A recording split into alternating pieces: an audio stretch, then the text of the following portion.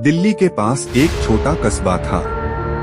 वहाँ बरसों से खाली पड़ी एक पुरानी कोठी थी। लोग कहते थे कि उस कोठी में कमरा नंबर 6 में कोई भी रात गुजार नहीं पाता। जिसने कोशिश की वो सुबह तक जिंदा नहीं बचा। अजय, जो हॉरर कहानियों का शौकीन था, ये सब सुनकर हंस पड़ा। भूत प्रेत कुछ नहीं होते। मैं वहीं रुकूंगा और सबको साबित कर दूंगा। शाम होते ही अजय टॉर्च और कैमरा लेकर उस कोठी में घुसा। अंदर जाले, टूटी खिड़कियां और अजीब सी बासी गंध। उसने कैमरे में रिकॉर्डिंग शुरू की। दोस्तों, आज मैं इस भूतिया कोठी में रात गुजारूंगा। धीरे धीरे चलते हुए वो कमरा नंबर 6 तक पहुंचा। दरवाजा आधा टूटा हुआ था, मानो किसी ने जबरदस्ती अंदर जाने की कोशिश की हो। कमरे के अंदर चारपाई पड़ी थी। कोने में एक पुराना आईना और दीवार पर फीकी तस्वीरें।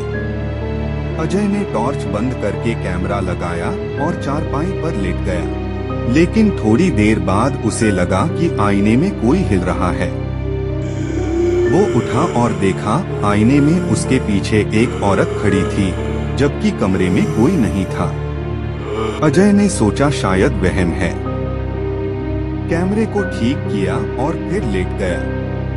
करीब 12 बजे कमरे का दरवाजा अपने आप बंद हो गया। ठंडी हवा चलने लगी और छत से धूल झरने लगी। अजय ने डरकर टॉर्च जलाई और देखा कि कमरे की सभी तस्वीरों की आंखें अब उसी को घूर रही थीं। उसका दिल तेज धड़कने लगा। अचानक चारपाई हिली और उसके नीचे से खून की बूंदें टपकने लगी। अजय भागकर दरवाजा खोलना चाहता था, लेकिन दरवाजा जाम हो चुका था। पीछे से वही औरत जिसे उसने आईने में देखा था, अब सचमुच कमरे के कोने में खड़ी थी। लाल साड़ी, खुले बाल और जली हुई शक्ल वो बुदबुदा रही थी। तुम्हें नहीं आना चाहिए था। ये मेरा कमरा है। अजय चिल्लाया। कैमरा गिर गया और सब अंधेरे में डूब गया। अगली सुबह गांव वालों ने देखा, कोठी का दरवाजा खुला है। कमरा नंबर 6 के बीचों बीच अजय का कैमरा पड़ा था। कैमरा चल रहा था और उसमें सिर्फ ये रिकॉर्ड हुआ।